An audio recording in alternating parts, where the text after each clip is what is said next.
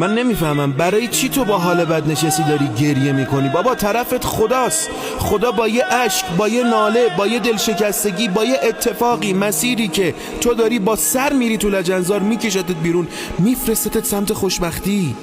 تو از کجا میدونی ته اون رابطه ای که طرف ولت کرد رفت اتفاقی نمیافتاد که 100,000 برابر بدتر بشینی قصه بخوری پیرت کنه؟ خب باشه قبول، حرف تو قبول، ولی این مردم که نمیذارن، همه جا نشستن آبرو بردن، همه جا پشدن پشت سرت حرف زدن فلان. کی گفته؟ خودش تو قرآن میگه من اگر خیری برای بندم بخوام حریف میطلبم که نذاره این خیر به اون بنده من برسه.